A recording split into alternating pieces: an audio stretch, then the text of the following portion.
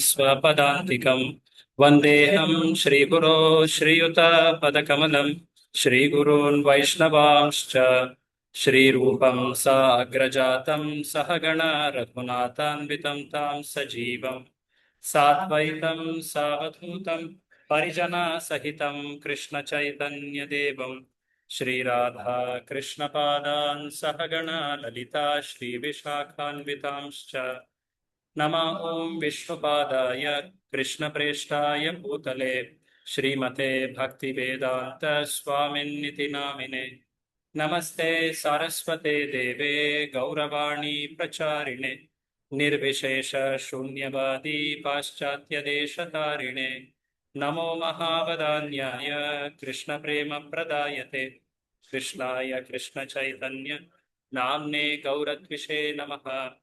हे कृष्ण करुणा सिंधो दीनबंधो जगत्पते गोपेश गोपिका कांत राधा कांत नमोस्तुते तप्त कांचन गौरांगी राधे वृंदावनेश्वरी वृषभानुसुते देवी प्रणमामि हरिप्रिये वाञ्छाकल्पतरुभ्यश्च कृपा सिन्धुभ्य एव च पतितानां पावनेभ्यो वैष्णवेभ्यो नमो नमः। जय श्री कृष्ण चैतन्य प्रभु नित्यानंद श्री अद्वैत गदाधर श्रीवासादि गौरभक्त वृंद हरे कृष्णा कृष्ण कृष्णा हरे हरे हरे राम राम राम हरे हरे। मूकं करोति वाचालं पक्वं लङ्घयति गिरिं यत्कृपातमहं वन्दे श्रीगुरुं दीनतारिणम्। Hare Krishna, welcome all of you for our Bhakti Shastri course, Ishopanishad study. We are currently in mantra number 2. So, in our last, I think, 5th session, Billy, today. Am I right? Yeah, 5th session. So, we have done introduction, Srila Prabhupada's lecture. That's a lecture transcript. And then we did first invocation, correct? Then the famous Ishavasya first mantra, Ishavasya Tattva. Mantra 2, we have just begun. So the 2 shlokas we have learned, they are the shlokas to be memorized for this unit. So every time we meet, we will be reciting these 2 shlokas. It becomes a habit and it becomes easily memorized in that sense. Let us do it together, and some of you can volunteer 2 devotees every class to recite it. Yeah. You can, that becomes a habit. And during the course itself, even before reaching the last mantra, we will have a shloka test. Not that everything happens at the end of the book. It becomes too heavy on learning and remembering. We will have shloka test, and how it will be done, I'll describe that later. Om Purnamada Purnamidam Purnat Purnamudachyate Purnasya Purnamadaya Purnamevavashishyate Ishavasya sarvam yatkincha jagatyam jagat tena tyaktena bhunjitha magradah kasya svidhanam. Is my audio clear, Leela Madhuri Prabhu? Someone Yes. online? Yeah. Yes. Yeah. Okay, someone here can say, volunteer, both the shlokas. As much as possible, try to say without saying. If not, you just take the help of the screen. Anyone? It's not a test, you can try.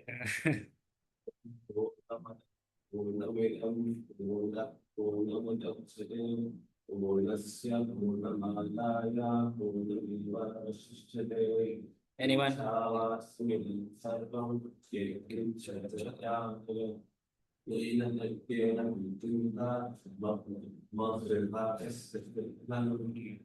So please don't mind if I point some faults while reciting, just to help us exactly understand the meaning as we pronounce. So it should be bhunjitha. Bhunjitha. So whenever there are these marks, we should try to follow them. If there is a bar, we should prolong. It's a mahaprana, it's called in Sanskrit. Should prolong it. So bhunjitha. and ma. Ma means no. It's a negative word. Ma is different. Ma and ma, there is a lot of meaning difference.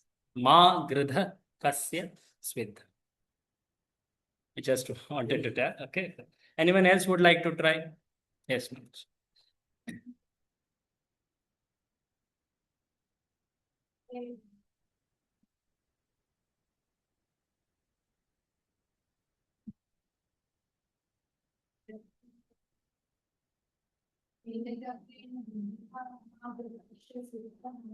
Thank you. Good. So in Sanskrit, there are these three words: sa, sha, sha. These three are distinct. Krishna, Shiva, Saraswati. They are different. So when we are seeing here also, if there is only S, that means sa. If there is a S with a dot below, that is sha, like Krishna. If there is a S with a tilde above, that is sha. Sha, when we say, we hit the upper part. Sha, Shiva, Shambho, Shankara, all that. Sha, when we say, it is, there are specific names, we'll not go to that. It is basically at the lower realm, between the teeth. Like that. Sha, Krishna, like that. Okay.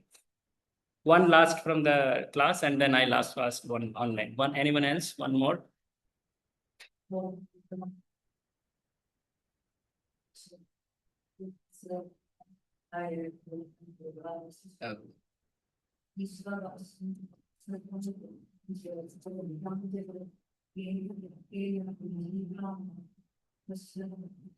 Sweet. Thank you. Online, anyone want to try? I can do. Yes, Vedang. Yes. Om Purnamadaha Purnamidam Purnat Purnam Udachyate Purnasya Purnamadaya Purnameva Vashishyate Ishavasyam Idam Sarvam Yatkinchit Jagatyam Jagat Tena Taktena Bhunjitha Mam Gratha Kasya Siddhanam. So in the test, you will also be asked the meaning. It's not just shloka. And being in the line of bhakti, we will not focus so much on literal compliance in terms of recitation, exact way to pronounce and all. But if we can, if we have the ability, we should try as much as possible. That's all. So as much as possible, the words should be there, as in the shloka, that you should. Okay, so we will begin the discussion. So we had seen in our learning from the introduction, we saw the two most important Vedic literatures are Bhagavad Gita and Bhagavad. So if we have to study any Vedic, we should do it through these two books. That is the defining conclusion of introduction. The teachings of Vedas, that's the title. Then there was Prarthana or invocation. There, Prabhupada told that the Supreme Personality is complete. His creation is complete. And whatever we experience as incomplete is because incompleteness. Knowledge of incomplete knowledge of the complete whole. Wow, very good. Wonderful. All sorts of incompleteness are experienced due to incomplete knowledge of the complete whole. That's a amazing statement Prabhupada makes. Exactly you too. So because we don't know the person who has created it and why he has created, that's why we think it is incomplete.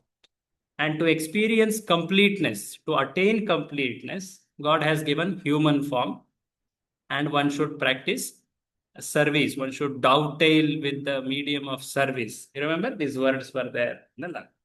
Then mantra 1 is the defining principle of this Upanishad, which is that tattva. Last time we did see, it is nothing but the translation of the first shloka, right? The translation has three clear, distinct items, and all three of them are important. Last time we did see how if only one or two or the last one or last two are accepted. It is still not complete. I know we saw that, yeah. So how does the Ishavasya principle go?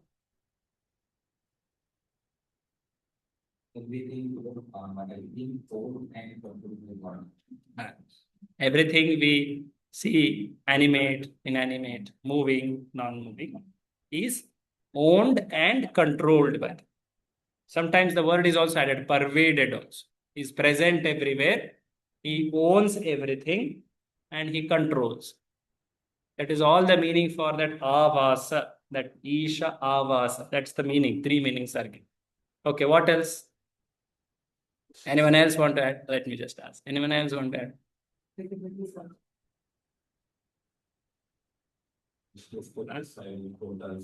Yeah, let her complete. Okay. What quota? So what one should? So quota. So what next? No. Everybody. We should. That's the third one. So second one is clearly that everyone is kept aside a quota. Whatever his necessities are there, they are set aside by that Isha. The word used is Isha. That's the only word used. And at some later shlokas, some other words are added for that supreme person. You will not find the name Krishna directly like that. But he has kept for our necessities, for our living. Whatever we need, he has kept aside for us.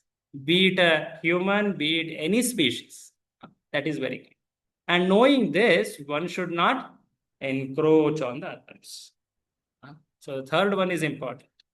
We should know that everything belongs to Isha and he has kept aside for others, and don't encroach on others. It's very simple thing. So this is important to maintain peace and order in this world. Last time we did see how at an individual level this should be practiced. You remember this? We did see about some of the aspects of how do we understand that the Supreme Person, he is the owner of everything. We saw from Bhagavad Gita, there are only two types of energies in the entire creation. What are they? Para and apara. What are para? What is apara? Materials. Para is living entities. So everything we see in this world, Gita in Krishna says, Etad yonini bhutani sarvani iti upadharaya. Everything in this world is actually maintained by me. Aham kritsnasya jagataha. The shloka after that is this one. So I am the owner of everything. Prabhava pralayas tatha. So he is the owner. Okay, if he is the owner, I should be able to see him. That was the next objection raised. I can't see the owner. How was that answered? It was answered through this analogy of lamp. What is that analogy?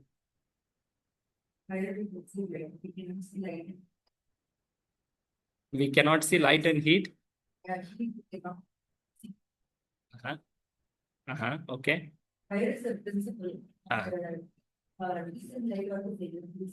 Yes. Okay. So how, please connect it to our discussion. Fire, heat, light. So similarly, what? Yes. In different ways. Okay. Yes. So Lord is present at one place. As Bhagavan, he has a place, well-defined place.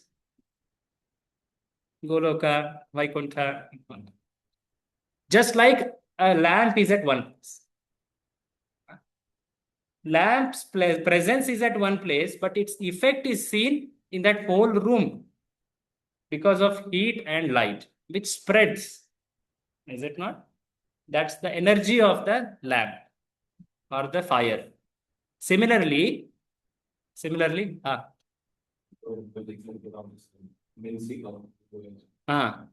is the headquarters somewhere else. the instructions and orders are followed everywhere. Yes. It's there in Golok. But his instruction and his message is seen as. Yes. So that is how we see the Krishna is in. Correct. Very good. Anyone want to add to this? Very exactly. Huh? Yes. Any example for that matter? Yes, as you told, right. So his control, his influence is seen by his energies, which are present everywhere in this. There are many energies. Just see this. Just as fire distributes energy in the form of heat and light, the Lord displays his energy in different ways. So he is understood by his energies. We may not see him, but his energies are experienced. Bhagavad Gita stresses a lot on this principle. That's why after telling about para, apara and all, Krishna tells about that pearl and necklace analogy, Sutre mani ganaiva. You may not see the thread, but you can see the pearls which are so well arranged, functioning well, appearing well. So it is implied that someone is controlling, someone is owner, someone is managing all this. So likewise, one should understand. Right now, we don't have the sufficient qualification to see that supreme person. Okay, so this was seen. And then, of course, in the purport as a whole, we saw about what is the quota in the nature, how humans should live, how animals are made. We talked about just because someone works hard, can he claim that it is his own? Laborer. Because everything is provided to him. He has not made anything out of scratch. Nothing humans can make out of scratch. They can't produce, even life, whatever they claim or they're trying, they are not able to produce. They are always taking something from nature and trying something. Right? So, but Lord is the independent creator and controller. So, likewise, we can see the aspect of how there is quota in the nature, how animals live, how humans should live, what are meant for humans as a quota. Remember last time we discussed two things. Vegetarian food. Yeah, tell it. Correct. Vedic literature. Yes. Vedic literature and vegetarian food. Proper told. And it explained a lot about it. How Vedic literature is giving specifically instructions for humans. Prabhupada says we can't tell to cats and dogs who are fighting for some piece of land, like capitalist and communist. We discussed about these ideologies, social philosophies, all that, right? So at the end, it concluded in how we should not just be vegetarian. We should not just live in peace and be selfish. We should actually understand it is gift of God. We should offer gratitude. We should offer food and become prasad eaters, not just vegetarians. We should honor prasad, accept prasad. So that was told. And lastly, the last paragraph was the important highlight of that whole purport. What is the root of sin? What is the root of sin?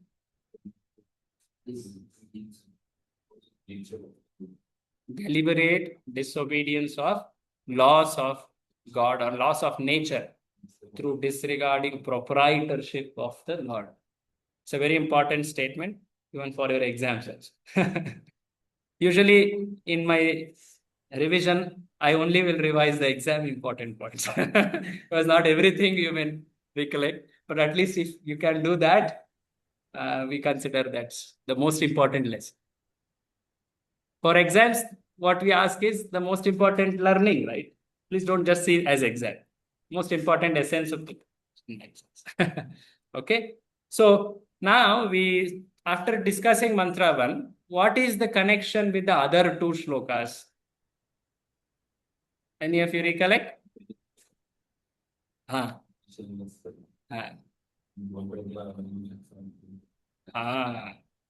So mantra 2 and mantra 3, they are telling what we gain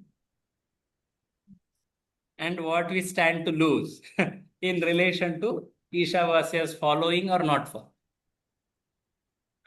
So mantra 2 is telling, today we'll continue the discussion there. It's telling about what we gain if we follow it. So far we are okay. We had done all this. We will again read the shloka and translation and we will continue for mantra 2. Any comments or questions? Anyone online you want to ask anything?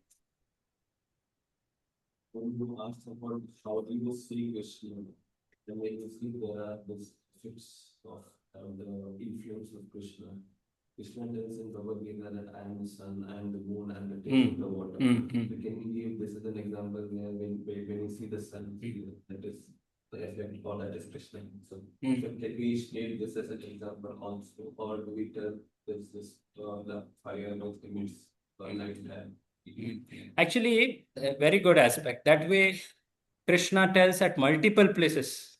In 7th chapter, he tells. In 9th chapter, he tells. There is 10th chapter which is full of this only. They are called vibhutis. Vibhutis are powerful items in the world. Like among the animals, I am tiger or lion. Among the, like this, many. Among the Pandavas, I am Arjuna. I am among this, like that. I am also the taste in water, like this, he says. So, why he says this is, we see in this world so many powerful, essential items. When we see them, when we use them, it should remind us of Krishna.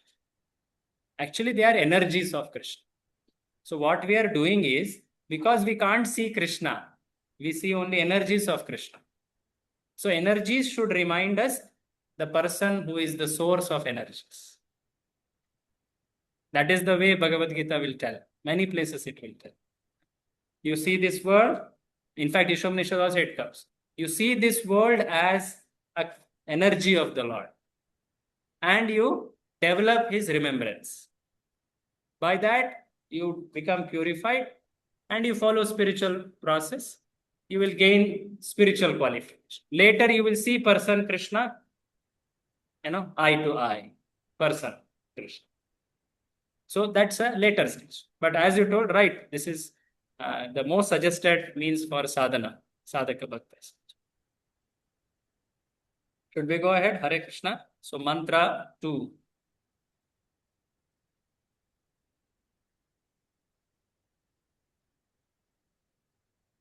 Okay, let's take it down.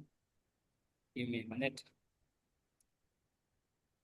So the shloka says, Kurvanyeveha karmani jijivishet shatam sama evam tvayi nanyatetosti na karma lipyate nare. Oh, it went off? Yeah, I can. It's because I will ask to read if highlighted parts. Okay, someone can read translation from your book. May aspect to live for hundreds of years. He continuously goes on working in that way. But that sort of one will not find him to the law of karma. There is no alternative to This way for man. Yeah, very interesting. So Ishopanishad is telling there is no problem for living long in this world as long as you don't gain karmic reactions. Because when we act in this world, we are always getting some reaction. There is no action in this world which will not give us reaction. To the extent that even breathing, walking, everything is giving us reactions. Helplessly, we are forced to commit some or other violence. That's the nature of this world. We can't, like there are some philosophies who try artificially to not commit violence.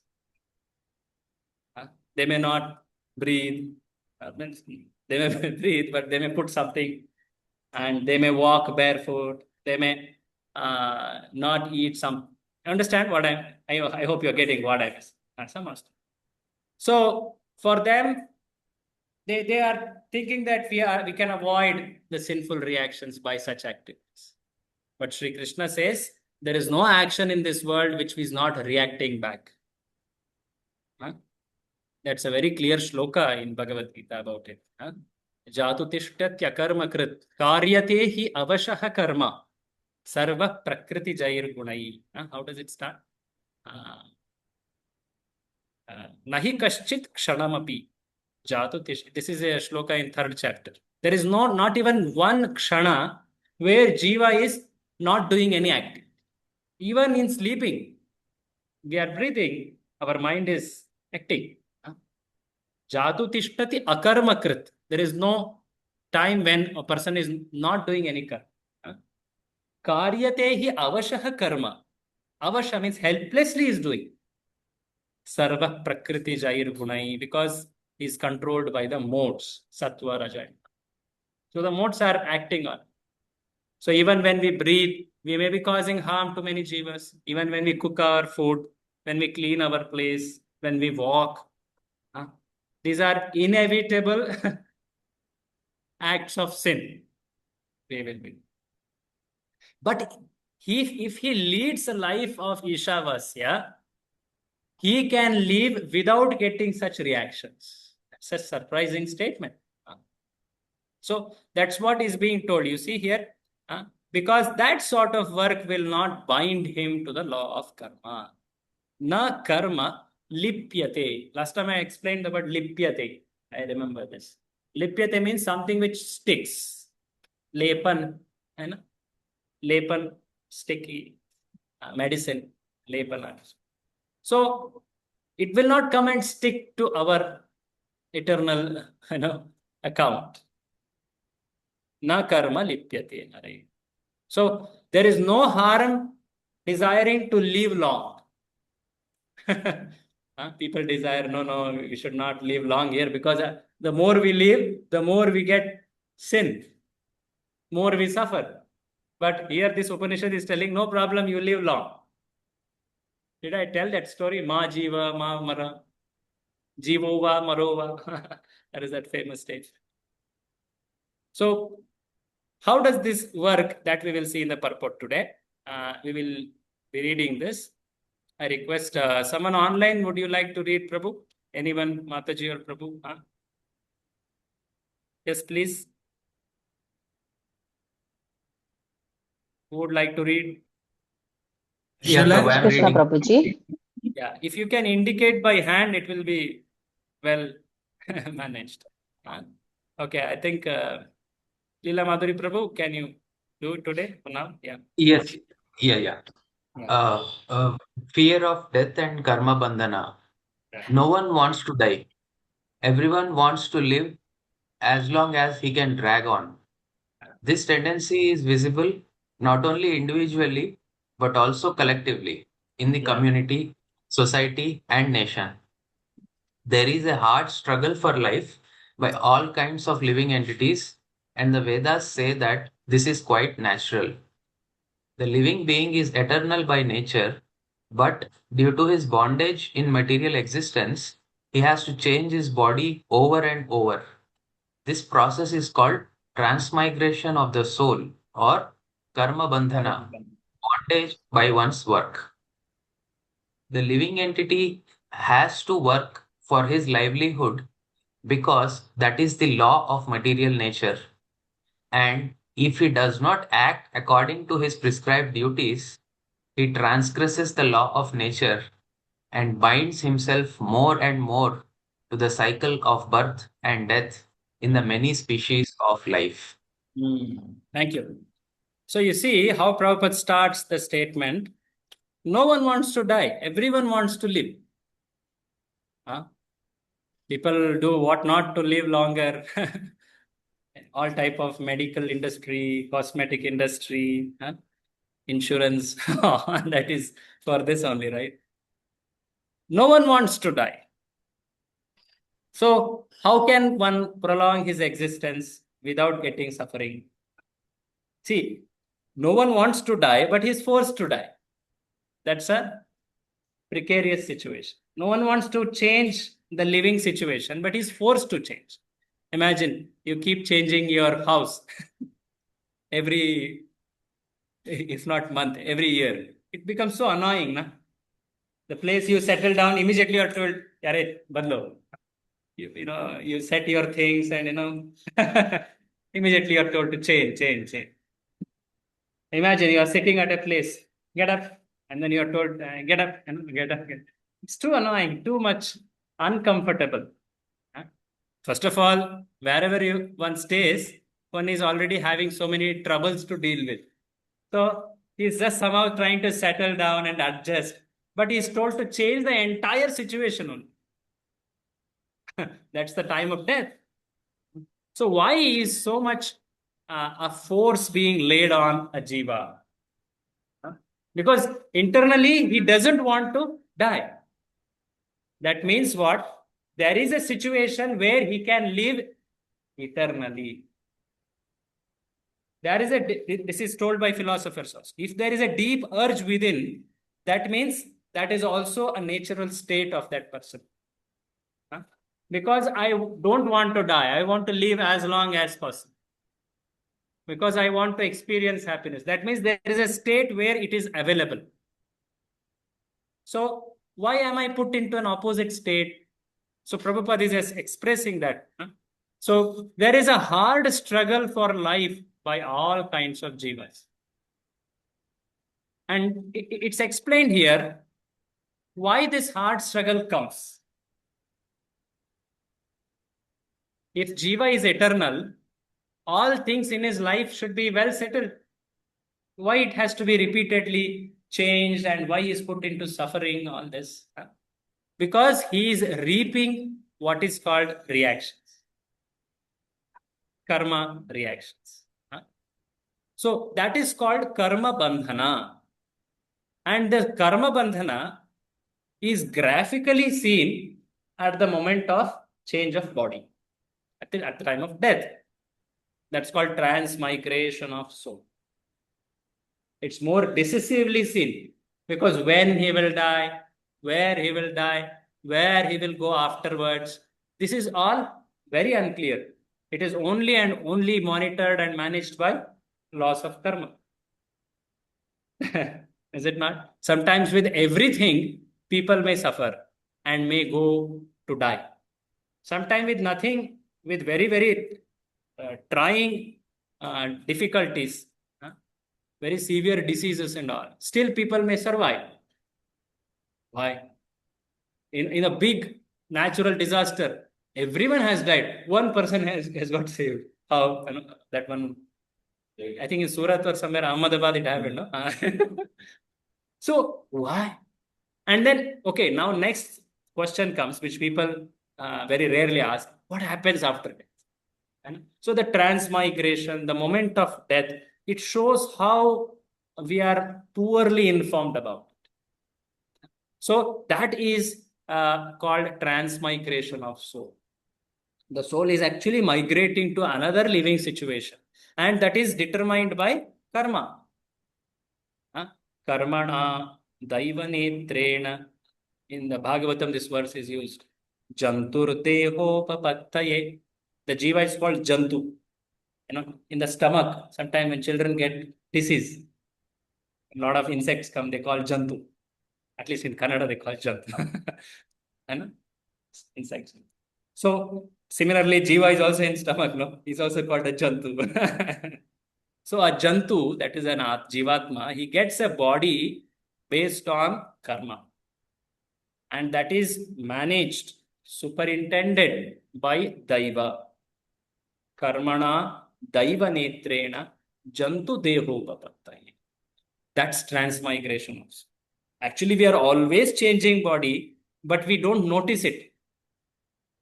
Like the way we were in many years before. Even yesterday, how we were. Today, it's very different. Our bodily strength, moods, it's very different. So it has changed, but we may not notice. But that period, that moment, everyone will notice that the body is left here and jiva is going somewhere. We don't know where. So Who is determining it? So that is the point of law of karma. So Prabhupada tells here, the living entity has to work for his livelihood because that's the law of nature. And if it does not act according to the duties, he transgresses, then he gets bound in the cycle of birth and death. So what is causing him repeated birth and death is his own what? Karma bandhan. Karma bandhan. In the statement, what word is used? See? His own Bondage. transgression of the laws.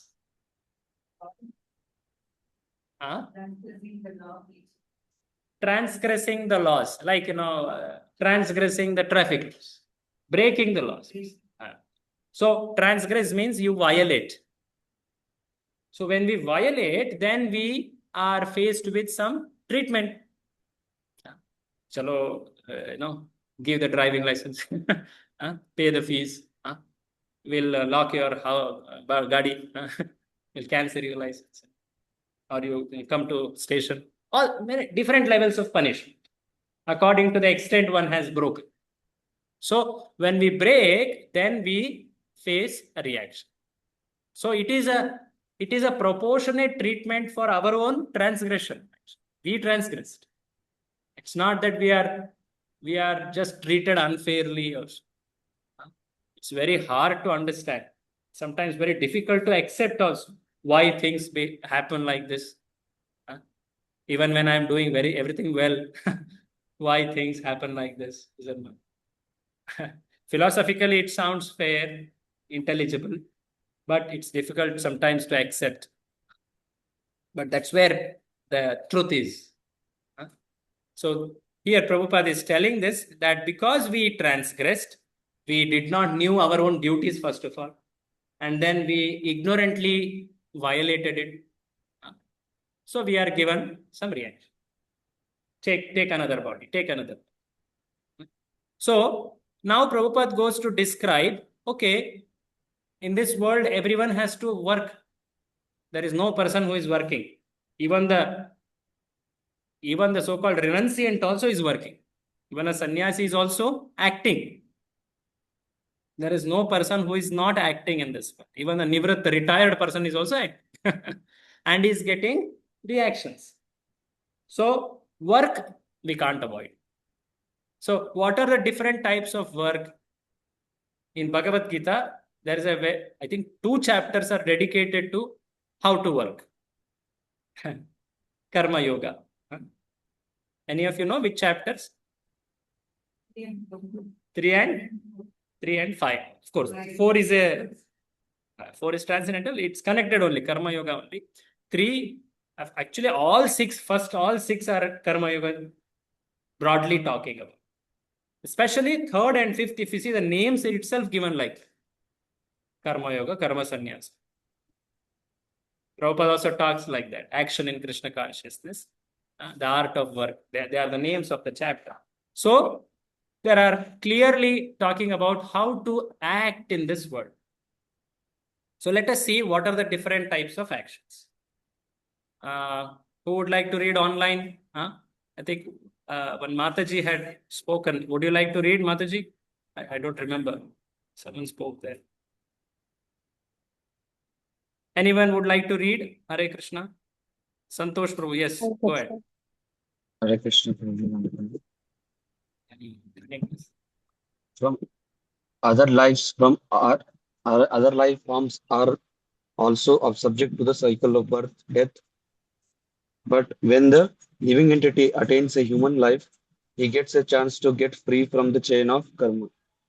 Karma, akarma, and vikarma are very clearly described in Bhagavad Gita. Actions that are performed in the terms of one's prescribed duty, as mentioned in the revealed scriptures, are called karma. Actions that are free one from the cycle of birth and death are called akarma. And actions that are performed through the misuse of one's freedom and that direct one to the lower life form are called vikarmas. Okay, pause please here.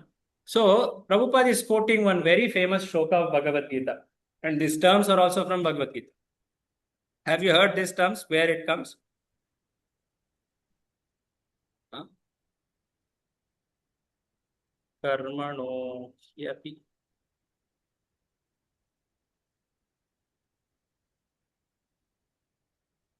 Yeah.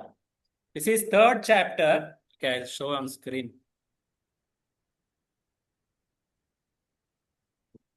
Yeah. This is third chapter, 17th shloka. Third or fourth?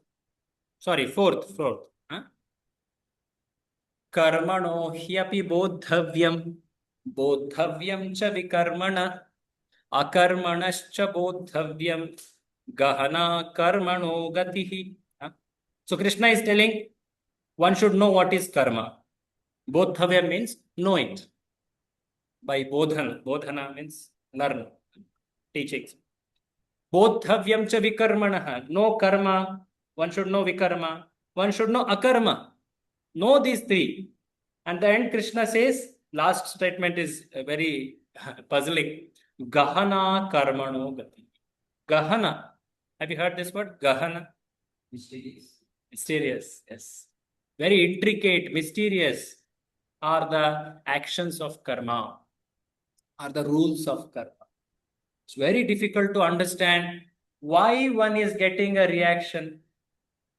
We cannot, there is always a map between action and reaction. But for us to understand which action of mine in past made me experience, it's very difficult.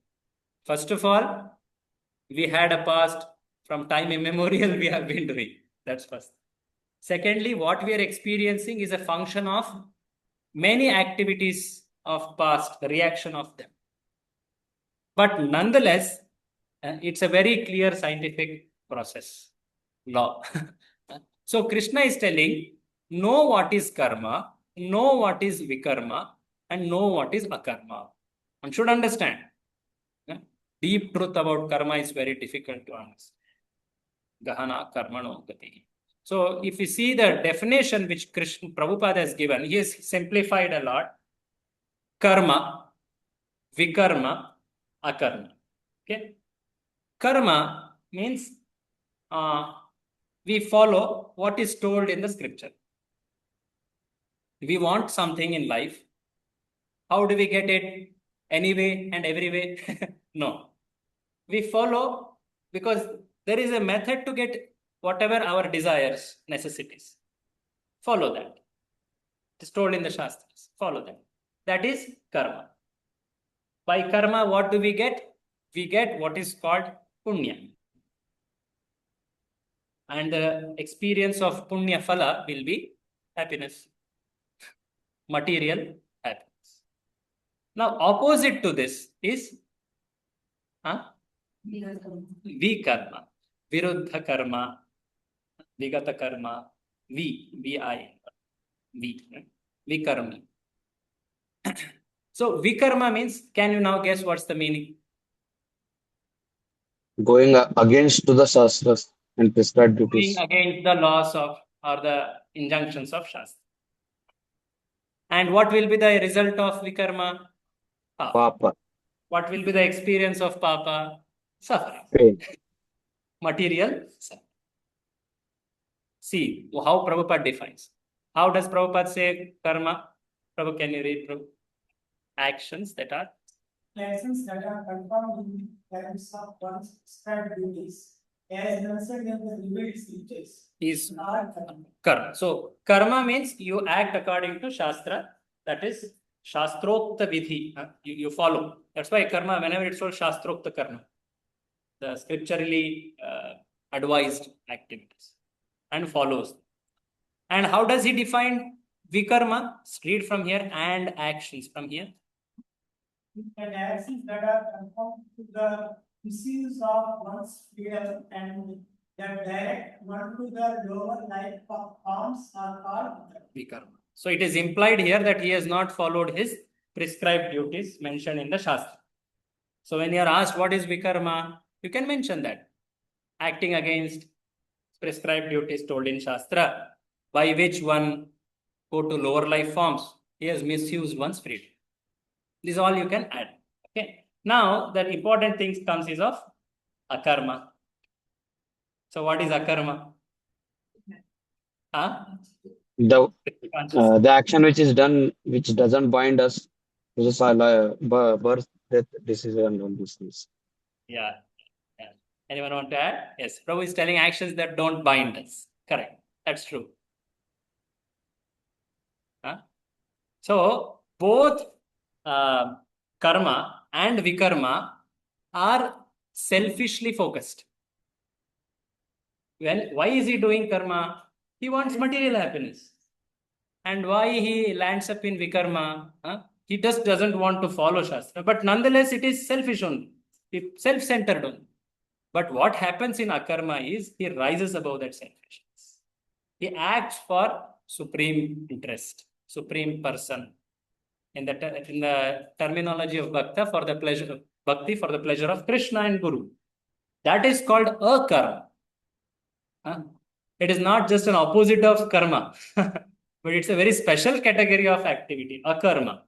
That's why karma is punya, vikarma is papa, but akarma it is no punya, no papa. Both punya and papa are giving us again future in this world only. That's why there is a special category of scriptures which talk about this in the Vedic literatures. They are called Nigama Shastras. You know, Nigam, Nirgaman, departure is called Nirgaman, no? They put Nirgaman. Nigama Shastras means how to get out of this world. They talk about how to get out of this. Moksha Shastras, you can also say. So, there are a lot of scriptures which tell about how you will get next life so much, in this life so much. They are all what type of scriptures? Karma kanda scriptures. Now we are getting introduced to that karma, vikarma, karma. Maybe I should show that. Just a minute. I just.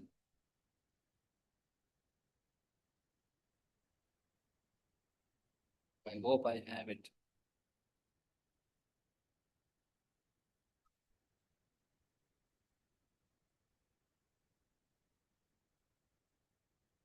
It's on here. I want to show a chart. This actually is described in Bhagavad Gita. It's called Yoga Ladder.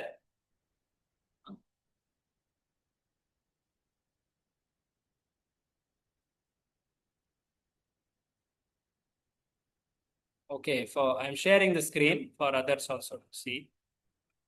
Are you all able to see? One ladder is there here. Hare Krishna online. Yes, Yeah, Guru. Prabhuji. Yeah, Prabhuji. Hare Krishna. So the Bhagavad Gita talks this in more details. So in the beginning, a person is practically in animal consciousness. He doesn't know how he should act. Even though he has got a human body, he will think anything which gives me some pleasure, immediate experience of some happiness, relief, he will act. He doesn't have any restriction based on Shastra. He's acting like animal. That's called animal life. So animal life doesn't mean only animals live like that. Animal life could also mean humans who don't follow Shastra. Pashuvat, means like an animal.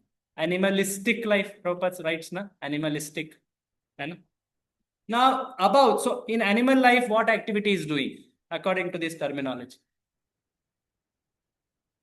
Eating, sleeping, meeting. Huh? Eating, sleeping, Vikarma. and meeting. Say Vikarma. again. Say again. Vikarma. You told something. Eating, meeting, and Ahara sleeping. nitra bhaya maithuna. Yes, ahara nitra bhaya maithuna. True. Yes. They are the activities they are just absorbed in. Yes. So even humans who are there in that life, they don't have any regard for Shastra. In the stage of Vikarma, he doesn't have any respect and regard for Shastra. So he is following Vikarma, animalistic life. Now, the stage above, what is that? Karma Kanda. What, according to you, what type of activity is he doing? First one, karma. Yes. So they are scripturally authorized, but they are selfish. Scripturally authorized, selfish act. Interesting. Karma. Sometimes this word is used. Karmi. The karmi word is actually meaning a lot. We may sometimes use anyone outside ISKCON as karmi. Huh? But there it could be vikarmi, it could be karmi, it could be many, many things. There could be people who are following devotional service outside ISKCON. Is it not? Other sampradayas, other people. So it's very blatant to say that. But nonetheless, when we say karmi, it actually means vikarmi. People who are following no rules and restrictions, just acting by instinct. जो मन में आता है वो कर, whatever they feel nice they do, and they get power. So a person from there, now when he's doing, he's experiencing a lot of misery. So someone wise man says, "Arey, please know how to act in this world. There is a manual. There is, you understand this? God has given some book to read and follow like that. So karo waise." So okay, ठीक है. But he's still wanting selfish enjoyment. But he now develops respect, Shraddha on scripture. That's a very great advancement. He developed faith on Vedas. So that is Karma Kanda. Now, when he's following Karma Kanda, he is still more motivated selfishly. But do you think misery will not come? Do you think it will not come? Will come. Why it will not come? In this world, everyone will face it. Is it not? And he wants happiness. He's following the right procedures, but still he's experiencing misery. Because the books he's reading, it also says how this world is a place of misery. And he will also meet saints who will also tell about, Arey, this world is not a fair world actually. It's not a world meant for sane people. You want to really experience uninterrupted happiness, there is the place. Tatah padam tat parimargitavyam, 15th chapter says. So like this, he's thinking he's getting knowledge. Acha, there is some world beyond this. How to go there? So he starts becoming faith on, his goal of life becomes getting out of this miserable material world. So there is a change of goal from selfishness to liberation. From material to non-material or transcendent. So that is the stage where a person starts following yoga procedures. Karma yoga, jnana yoga, ashtanga. They are all meant aiming, getting out of this. All of them. Karma yoga, jnana yoga, ashtanga yoga, bhakti yoga. They all take one outside this. So in karma yoga, what is he following? What activity, what type of activity is he following among the three? Huh? Huh? Akarma. Karma. Why is it so difficult? Bhakti, see, Bhakti, this whole ladder, actually it went up, is it? This whole thing, right from blue to upper last Bhakti, it is all yoga. Okay. Bhakti is the name given for the highest stage. But below it starts from Karma Yoga, then Jnana Yoga, then Ashtanga, then Bhakti. Krishna says, no, Mad Bhaktim Labhate Param Brahma Bhuta Prasannatma. So he's telling Bhakti as the highest yoga. Is that not? So when he's defining like that, what it means is, okay, all of them, but Karma Yoga. It's the beginning phase. That is Akarma. From Akarma. So at animal life, he is getting what is called as Vikarma. At Karma Kanda level, he is doing what is called Karma. And at the Karma Yoga level, he is doing Akarma. Okay. We will not talk about anything beyond that because that requires more details. Is that clear? This is Vikarma, Karma, Akarma. Because now, later you will see, Prabhupada makes one very important statement. This ladder is important. The sequence is important. Huh? Please note this sequence. Later Prabhupada will talk, then I will again ask, From the ladder, what do you understand? Okay, should I take it? Or you are noting? Okay. Okay. Someone wanted to write, huh? Here, in Karma Yoga, in the definition, Sakam. means, so, Sak- that Sakam is like a transient phase, like, stopover, transit. Matlab, he's moving from karma kanda to nishkam, but in the middle he still has some half selfish activities, half selfless. He's doing karma yoga, still he has some selfish interest. what goes with this, like, Sattva to Shuddha Sattva. Actually, we cannot say karma kanda is sattva fully. It has mix of even raja and tama. See, karma yoga, this is not Shuddha fully. Karma yoga is not full bhakti yoga. You see here, actually, bhakti activities, which we talk as ninefold activities, they begin here. Okay. For now, you consider all these four together as karma yoga. Karma yoga is another name for bhakti yoga. For now, you consider. There is a difference. There is surely a difference. We will understand that at Bhagavad Gita discussions. Okay. But for now, you can understand karma yoga is equivalent to bhakti. And in the beginning, a person has mixed bhakti, no? Is it not? Consider that as sakha. Okay? There is clear differences.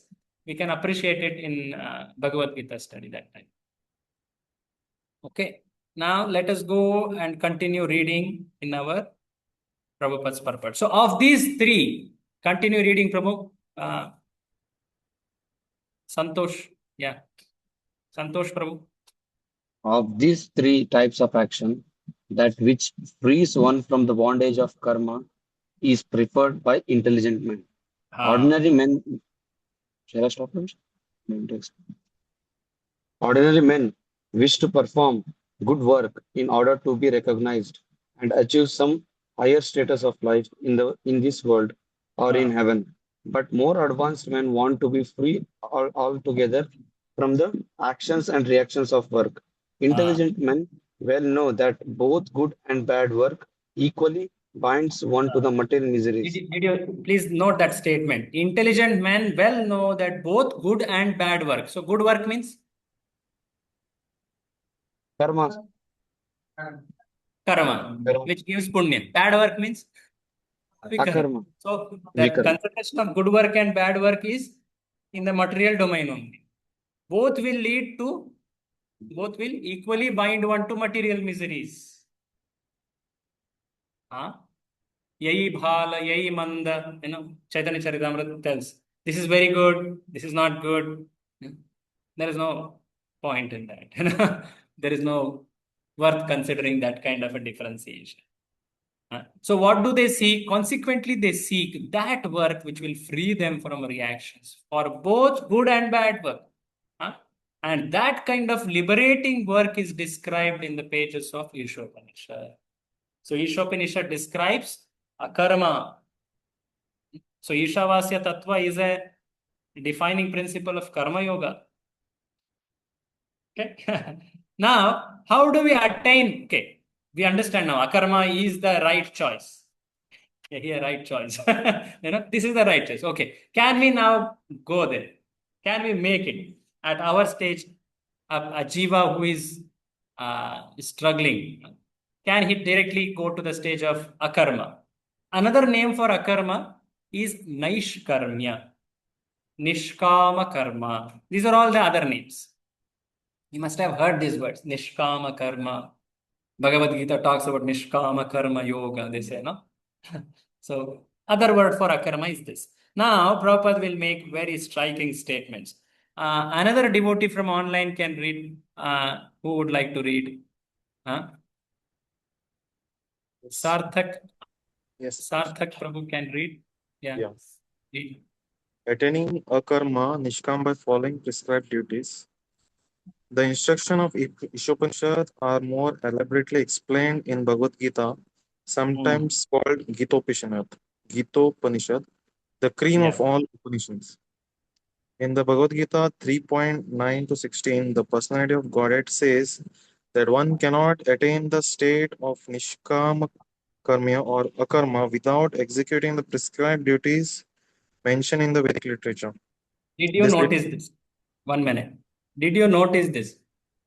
Everyone, we want to choose akarma. But what does Krishna say? One cannot attain the state of akarma or naishkarmya without executing the prescribed duties mentioned in Vedic literature.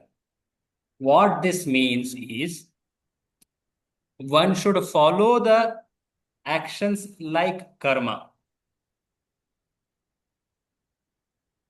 The essential meaning of karma is he follows Shastra, right?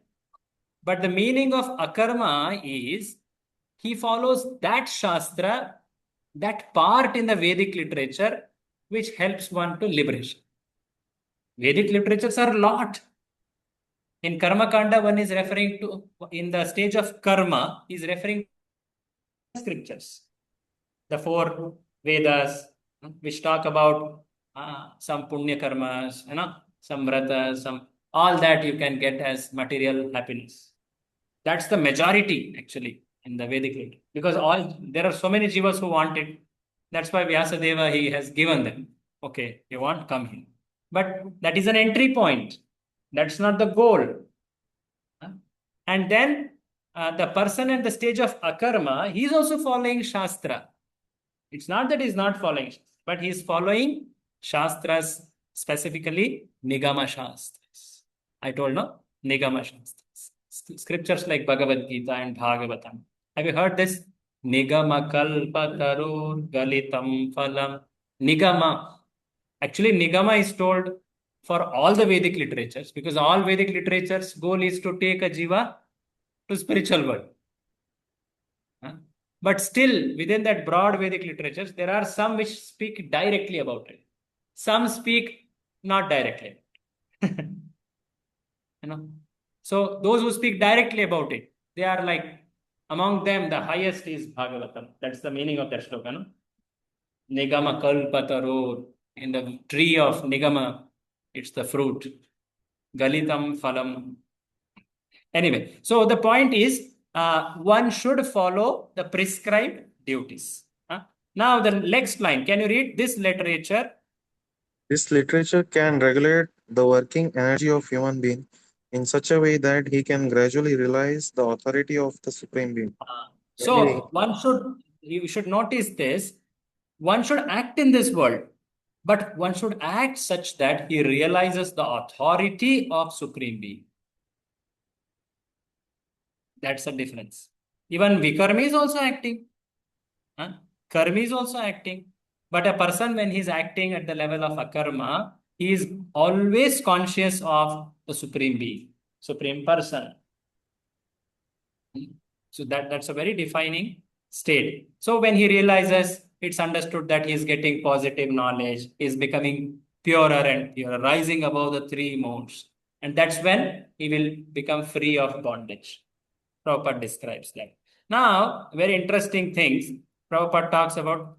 In this world, everyone is motivated selfishly. The blunt truth of this world is that everyone is, double quote, selfish. Everyone. Oh, they are so near and dear ones in our family.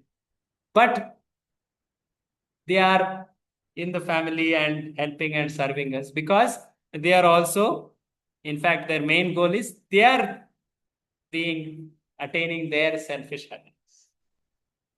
The scriptures describe, just like in a big lake, one drops one pebble, it creates ripples, concentric circles. So similarly, everyone considers himself as center of life. So I, aham. Then next comes my body, mama deha, my. Now, who are immediately related to my body? My parents, my family members, my children. That's the immediate circle. वो पत्थर के बाद immediate जो circle है, that's called immediate.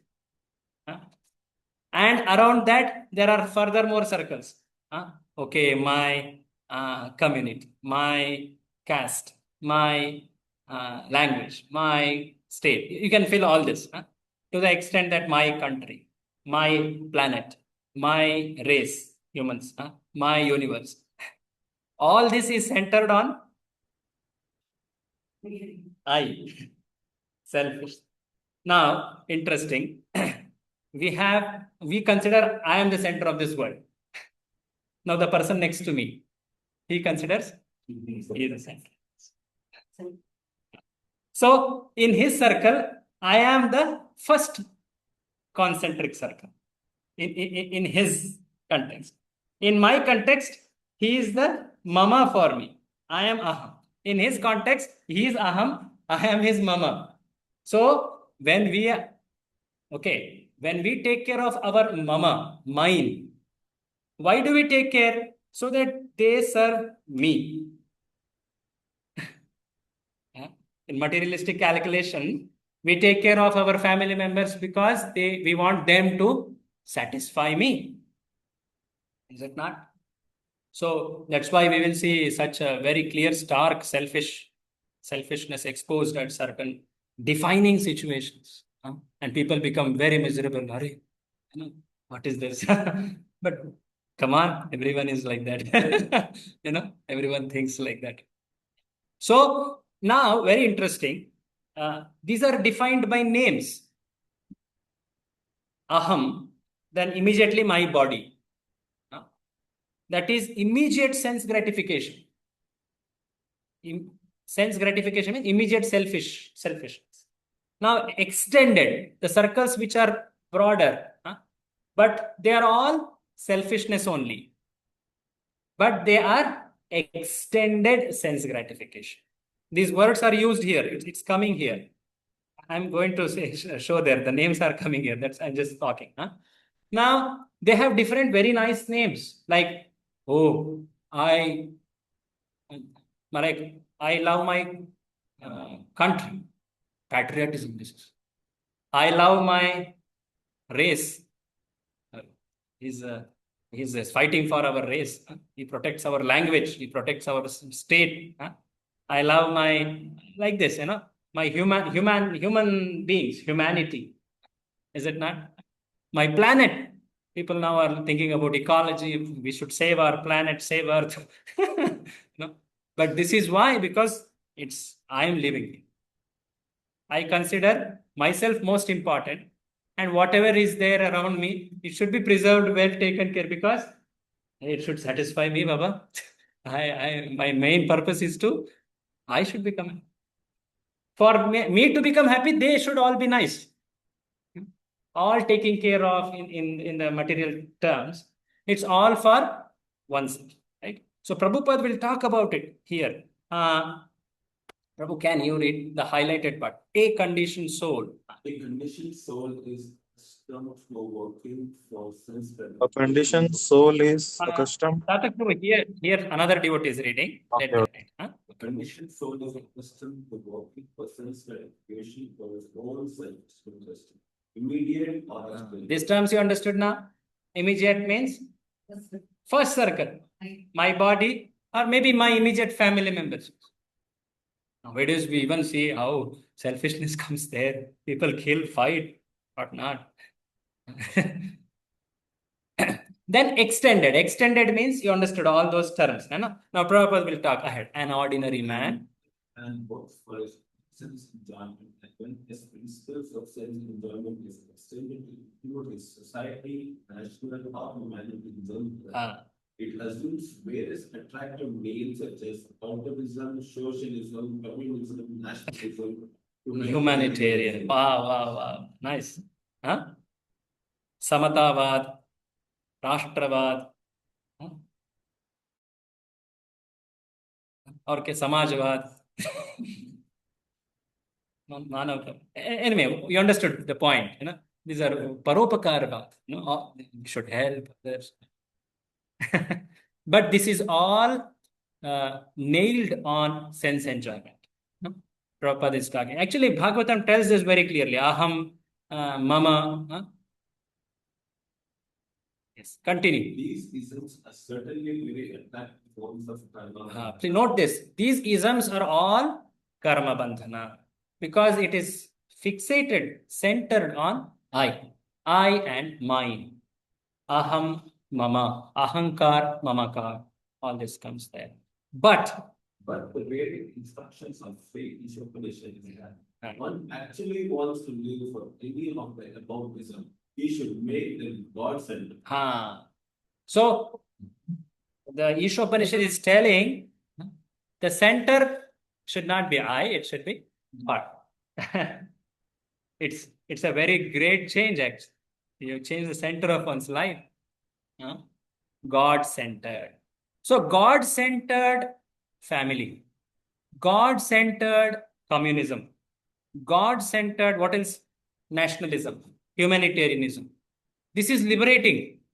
But self-centered family, society, communism, nationalism, humanitarianism. This is all bondage. Yes, exactly. So Ishopanishad is telling us, okay, you can, because there is none who can't live without working, who can live without working. So work one should do, one must do. One is helplessly have to. But change the center. Change the center. So Prabhupada says the next line, can you read? There is no harm.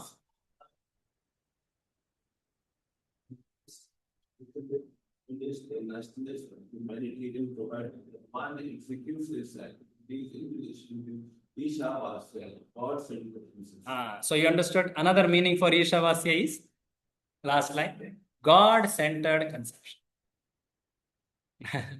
It's not just maintaining peace and order, it is making a very great change in our life, the view of life, making God as the center of our life.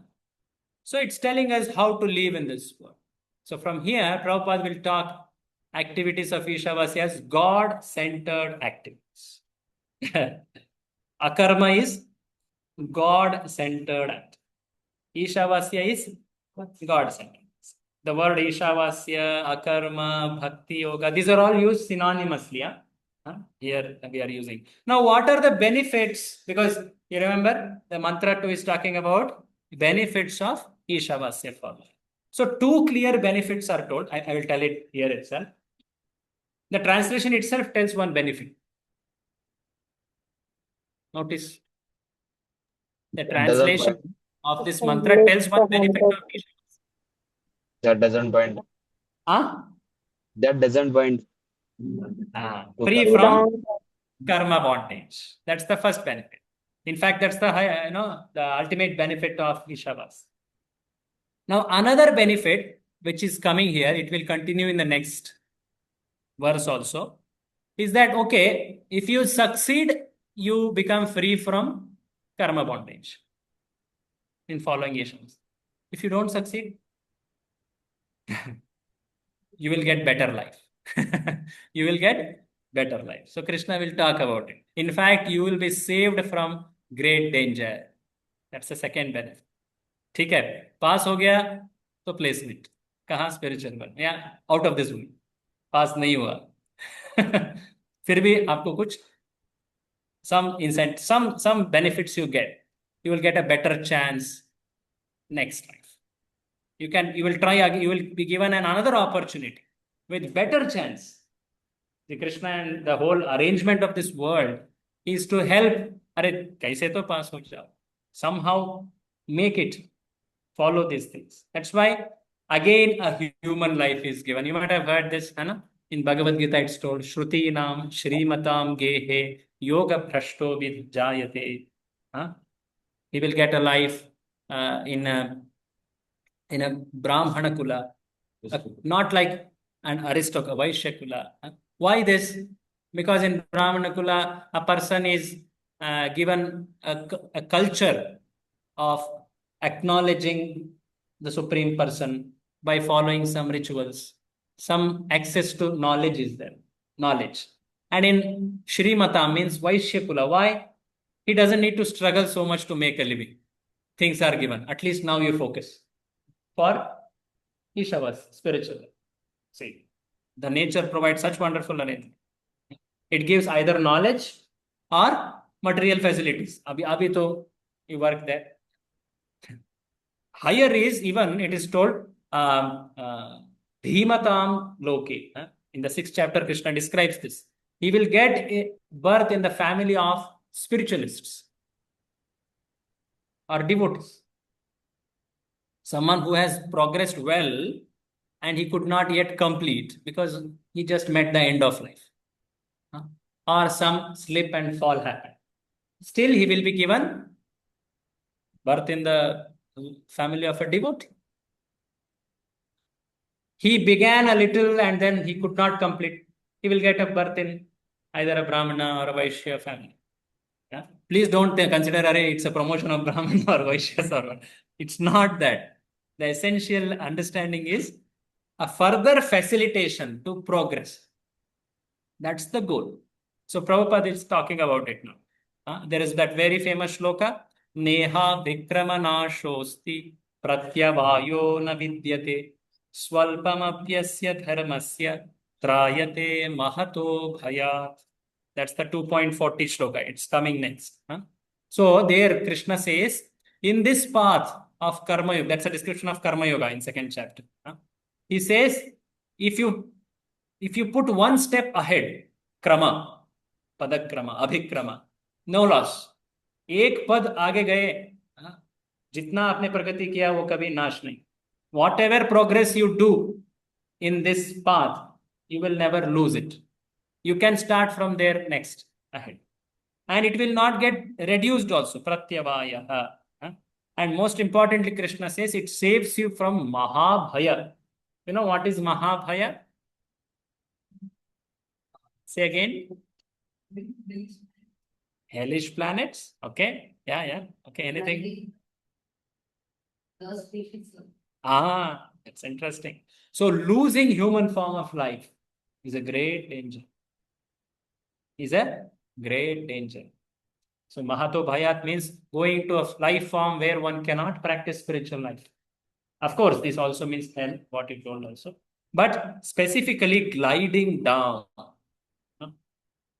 So anyone practices spiritual life, the karma, akarma, next life he will get human. Otherwise, he would have gone, the cycle is like that, no? 8.4 like goes like that. That's the by default setting. But because he did akarma, he will get again a chance in him. Again. He keeps getting. That's the great privilege. Online, someone would like to read here in the Bhagavad Gita. Who would like to read? Someone who has not read so far. Yes, Mataji, you read. Shyama Radhika Mataji, read. Hare Krishna. God-centered activities save one from greatest danger. In the Bhagavad Gita 2.40, Lord Krishna states that God-centered activities are so valuable that just a few of them can save a person from the greatest danger. Yeah. The greatest danger of life is the danger of gliding down again into the evolutionary cycle of birth and death among the 84 lakh species. So this gliding down, you understand? Losing human form and going to animal, plant, all those forms, which are very ignorant by very nature. Continue. If somehow or other a man misses the spiritual opportunity afforded by his human form of life and falls down again into the evolutionary cycle, he must be considered most unfortunate. Due to his defective senses, a foolish man cannot see that this is happening. So interesting. From here, Prabhupada will stress on the importance of human life. One cannot be proud of being a human just because he is living. Even plants are living. They live long duration. There is a very famous shloka which Prabhupada now translates in these words later. He says, We may wish to live for many, many years. We wish to live long. But such kind of living even trees are having. There are trees who live for hundreds or thousands of years. No? There are that famous redwood trees. Have you heard this? Redwood trees. They live thousands of years. I remember a very famous lecture where it's told that these trees are the oldest living beings in this world. They survived all the forest fires, all different kind of experiences. They live very, very strong and they are knitted and they live for thousands of years. Redwood trees, and US it's there. So they are living long. They might have seen a lot of changes in the history. Is it not? So living long, the trees are doing. Breathing, the trees are doing. Okay, I'm breathing. Don't say that I am experiencing the actions of breathing. Are you breathing? Even blacksmiths' bellows are also doing. And blacksmith bellows, kulume in Kannada we call it. They are made of actually a leather sack, and air is pumped, and on that fire, on the coal, that air is pushed. That flames, is it not? So it almost sounds like breathing of a human. If you have seen the traditional blacksmiths operations, it's like that. So even they are breathing. What's so great, oh human? Shastra speaks like this. No, I am walking, I am doing so many activities, I eat, I reproduce. Array, that animals are doing. There is a very famous shloka which Prabhupada now translates from here. I'll just show that shloka just to make us understand how Prabhupada he is so exact in representing the Shastra. No?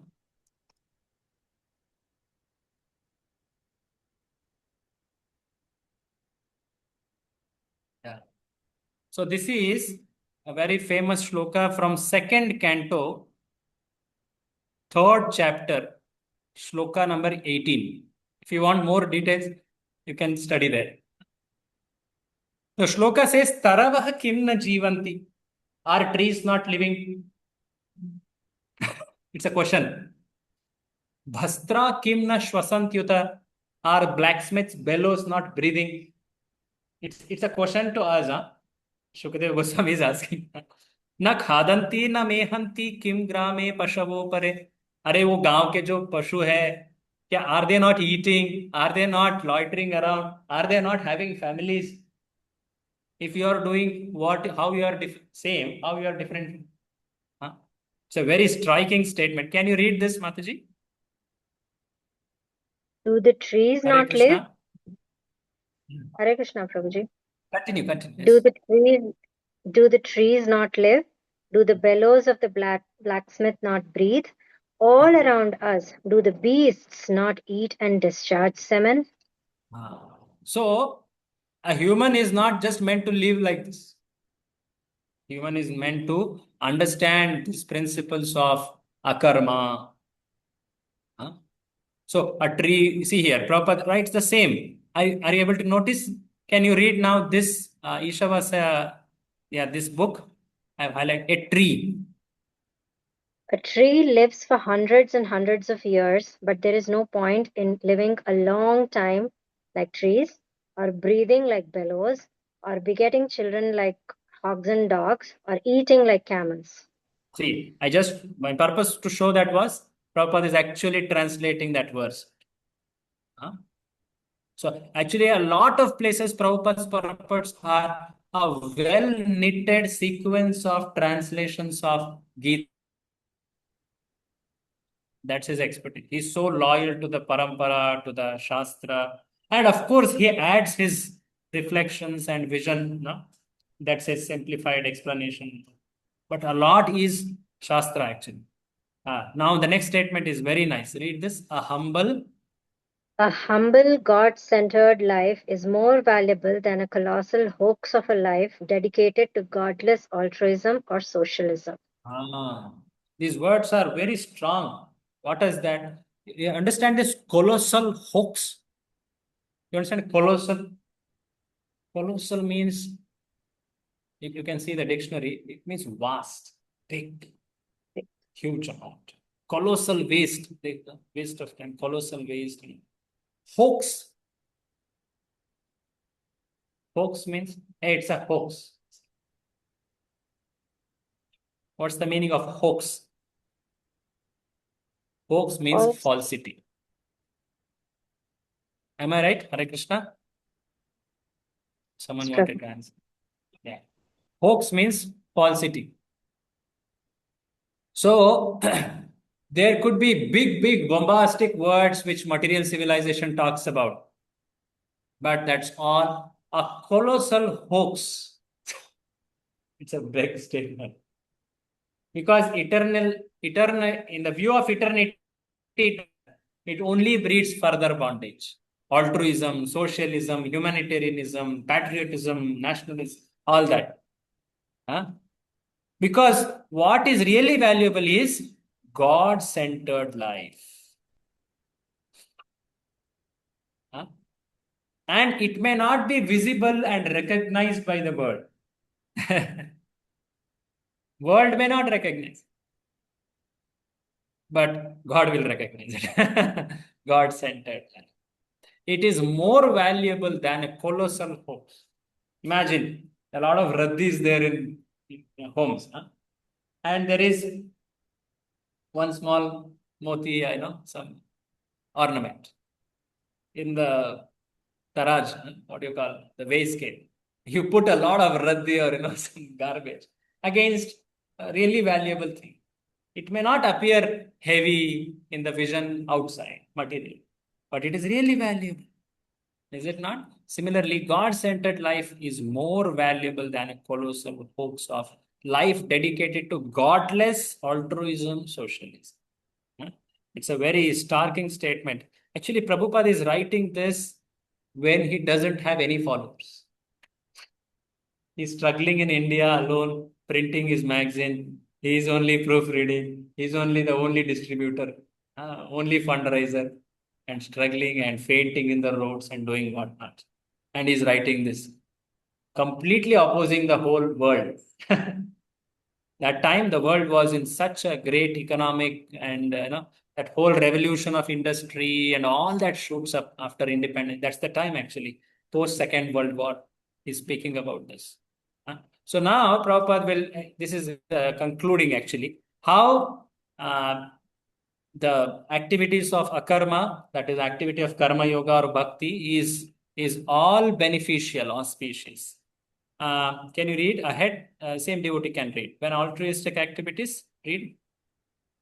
When altruistic activities are executed in the spirit of Sri Ishopanishad, they become a form of karma yoga. Understood the Such word? Karma yoga. activities, Karma yoga is nothing but the spirit of Ishopanishad. Yes, continue. Such activities are recommended in the Bhagavad Gita 18.5 to 9, for they guarantee their executor protection from the danger of sliding down into evolutionary process of birth and death.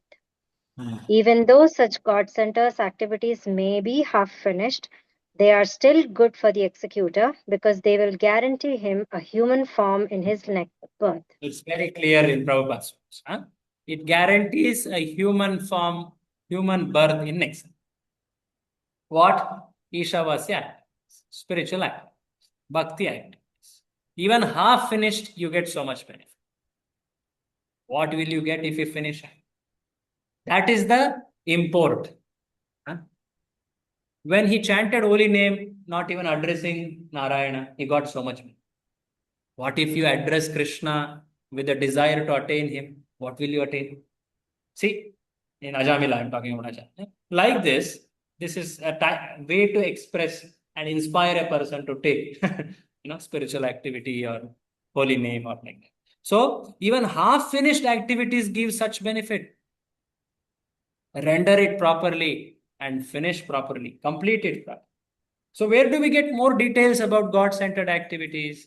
Prabhupada says it's explained in Bhakti Rasamrita Sindhu. nectar of devotion, because that talks about bhakti, no? In fact, the highest expression of bhakti, called pure bhakti, is described there.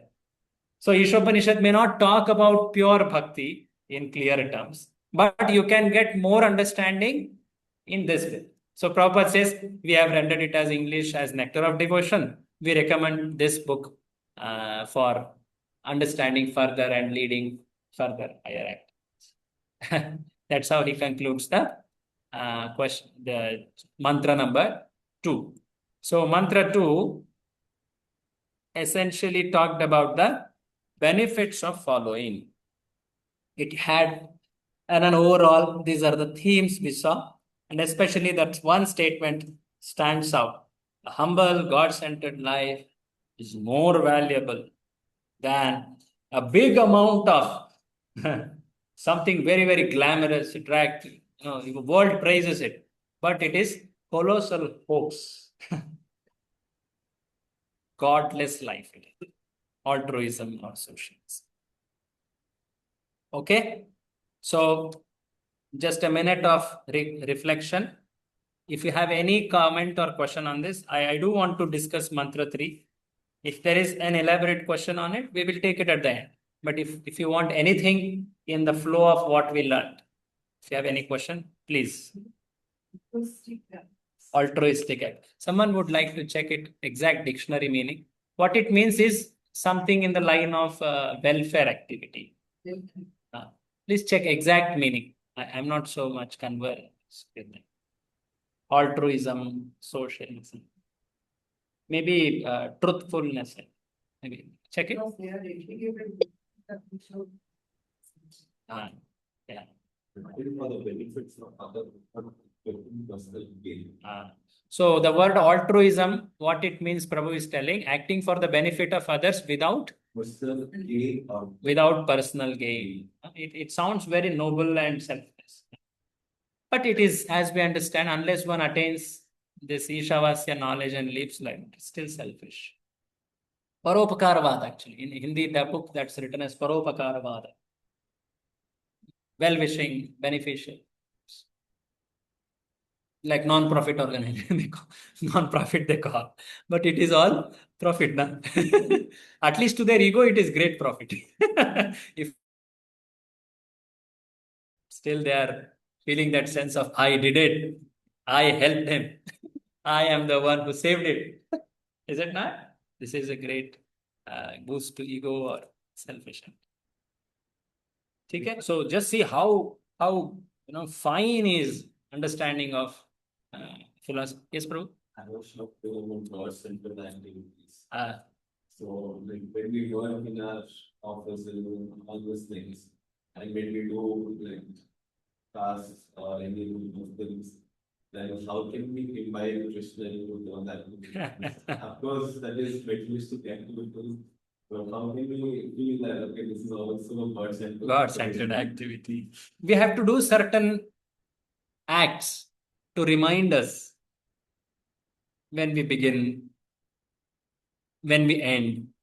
We can do some things to make us, Arey, main kya karne ja raha hu? Why am I doing what I'm doing? At least we can remember it in the beginning. And at the end, we do remember, okay, I did, whatever I did was because of God-given abilities, Krishna-given abilities. And now with what I've gotten, what I want to do? And I want to offer him, I want to serve. At least these two things, pre and post, we can do. If you see Vedic culture, beginning of the day, they would say some verses. As soon as they get up from bed, they would recollect, say some verses. At the end of the day, they would say some shloka, Kayena Vacha. You may know that. Huh?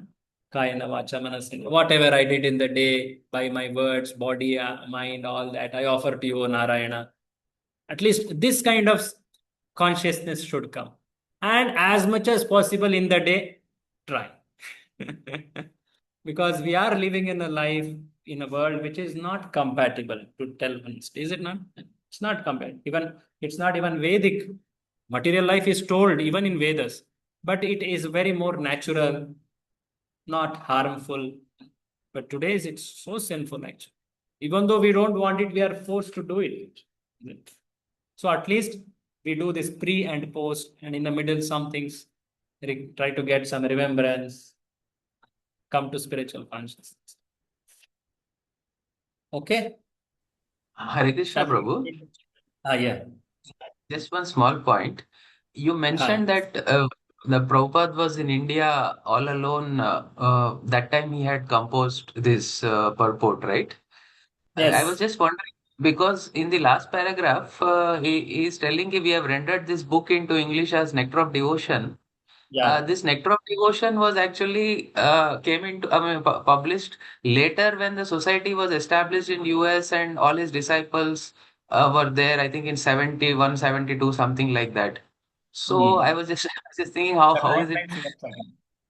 So these essays, they come in the first form as articles in Back to Godhead.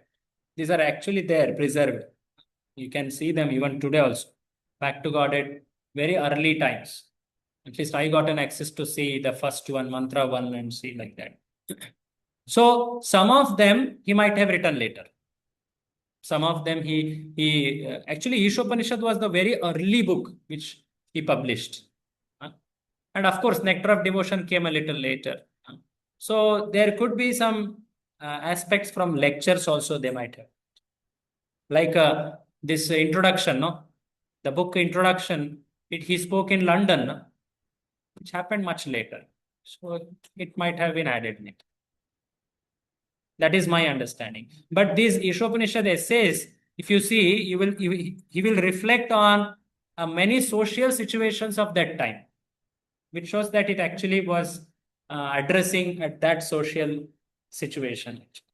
So it could be that later some Prabhupada might have spoken some lecture and it might have been added also. Maybe editors of this book exactly may have this understanding. Okay, Prabhu? Yes, Prabhu. Okay. Okay. So let's go enter mantra 3. We are quite slow in that regard. Mantra 3 in the flow, what does it talk about?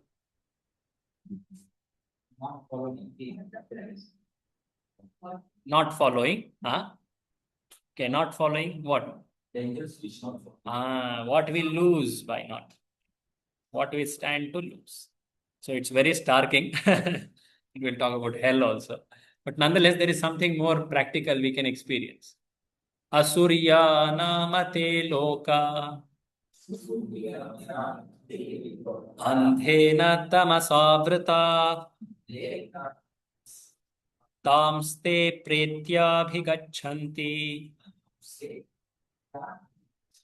eke chatmahano jana. So those people who will not follow Ishavasya, for them, it is told here a word called pretya. Have you heard word preta? Dead. Ghost. Preta means a situation after death. Preta. Okay, there could be many descriptions. Just preta, you see the word to word meaning. Pretya, after death. So what he will get after death? Abhigachanti. He goes. He goes. Where he goes? He goes to a loka, which is named as Asura. Asurya Nama. He will go to a loka called Asura Loka. Huh? Okay, what's so this thing? It could be named like that. Like Las Vegas is called Sin City, you know? Sin City. It's very striking. Why they named like that? Sin City. You come and do sin scot-free. So Asura Loka's features are it is filled with andhena tamasavrata. It's dark. It's filled with ajnana andhakara. Tamasa. And who go there actually, they are called specifically as Atmahana. Understand this word? Atmahana. Atmaghati. Atmaghati. Atmaghati means? Now is a question. How can you kill a soul?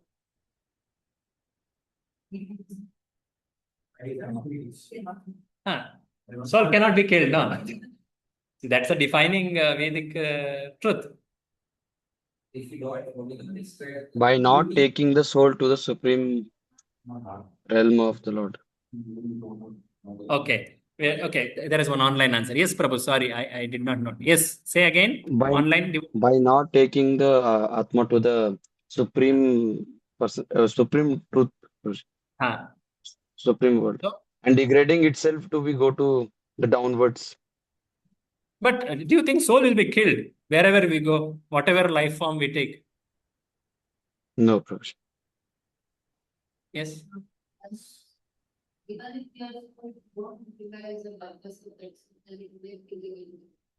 Okay, it's as good as killing it because we did not we did not act as per this nature.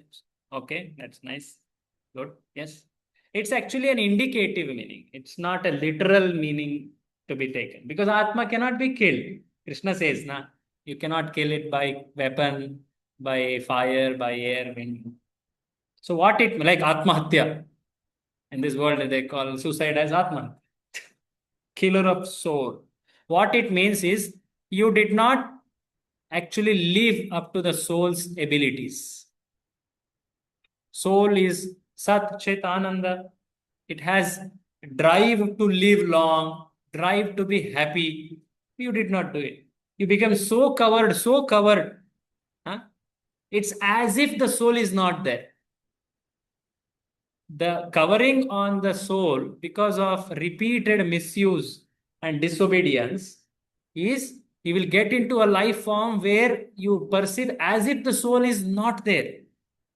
There are life forms where the life symptoms are so primitive. For example, tree. It was long understood that trees are not living. For a long time, they thought trees are non living. It only shows some movement of growth towards light. They don't even have ability to walk. When one does very grievous misuse, nature gives such life. It's not that one will go to hell. I don't believe in hell. Okay, no problem. In this life, in this world itself, one will get such kind of result. So it is meaning like that. So what is Atmahana? What is Asura Loka? All that description comes in the purports. Let's enter and read. Someone online, another devotee would like to read who has not read. Huh? Who would like to read? Huh? Translation one should read. Hare Krishna Prabhuji. Yes. Hare Krishna Prabhuji. Read, read. The killer of the soul, whoever he may be, must enter into the planets known as worlds of faithless, full of darkness and ignorance. So whoever he may be a king, he may be a, in whatever material calculation, very prosperous, very famous. But if he is killer of soul, he acted not according to the abilities and duties of soul, he will go to these places. So Prabhupada starts about, what is this dogma? You're talking about soul, sura, all that blame game you're doing. What is Asura? So Prabhupada describes it very clearly in the purport. He will talk about who is Asura, what does it mean to be a killer of soul. One by one, he will explain. Read Mataji, the yellow highlighted text. Same devotee can continue. Yeah. Human life is distinguished from animal life due to its heavy responsibilities. Those who are cognizant of these responsibilities and who work in that spirit are called suras, godly persons. And those who are neglectful of these responsibilities or who have no information of them are called asuras. Or demons. So Prabhupada is defining, so please note this definition. It's important for all of you to remember this. Sura, Asura. Asura means what? He has some horn and he is looking very ugly and far. Not necessary. There could be some people like that. But more importantly, one who is neglectful of responsibilities of human life. See, human life has lot of freedom, comfort, but it has responsibilities. Freedom and comfort comes with responsibility. In this world, you always see that, agar there is a lot of facility given, there is some responsibility. If you don't follow responsibilities, it will be taken. Is it not? So those who are neglectful, they either don't know it or after knowing they are not following it. Both are neglect. Such people who have no information, who don't follow it, they are called asuras. Not that they have horns, they have 10 heads and all like that. And who are suras? Who are cognizant. Cognizant means who are aware, who know, and they work in that spirit. They are called suras, godly persons. There is one big chapter in Bhagavad Gita on this. Daiva Asura Sampat Vibhaga Yoga. Definition of who is a demon, who is a Daiva or divine. Divine and demoniac. That's the name, proper titles. And there, Prabhupada Krishna speaks nice qualities. He will describe such nature in terms of qualities, not like how they appear, where they live and all. No. They could be living with us. We could also be one of them. But it matters on what are the qualities. So one definition of Sura and Asura is in terms of responsibility. Another definition is coming very next. Read ahead. Throughout the universe. Mataji, can you read? Throughout the universe, there are only these two types of human being.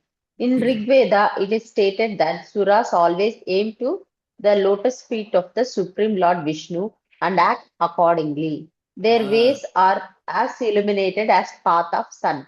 So another way to understand who is a Sura, that he is a devotee of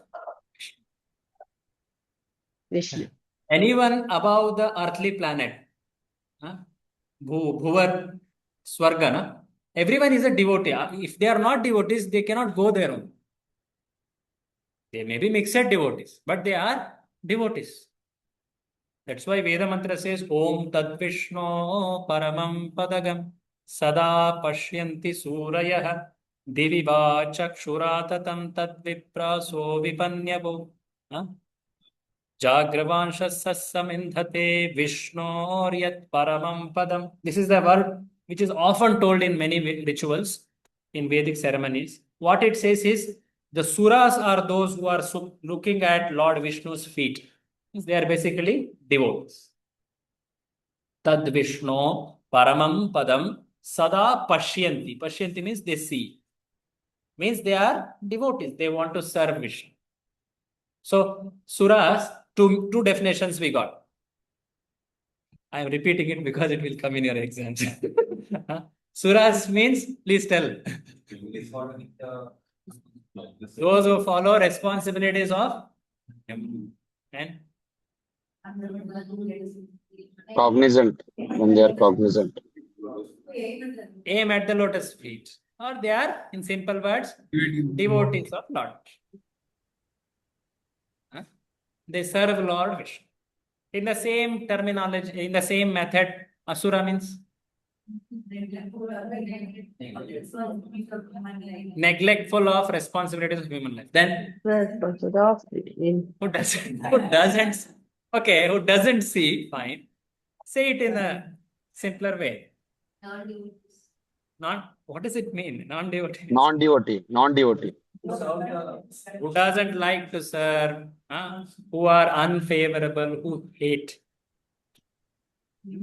Envious, they are the yes. Like that you can explain.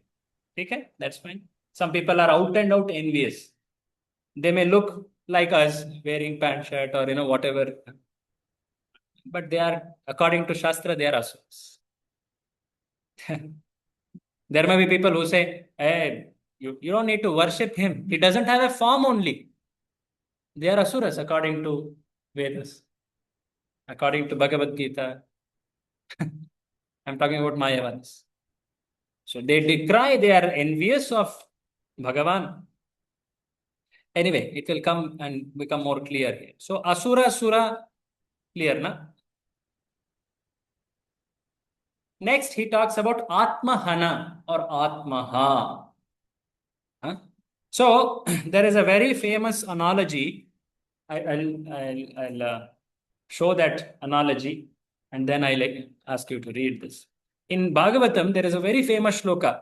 And this again shows us that how Prabhupada is deriving from Bhagavatam and Bhagavad Gita. Huh?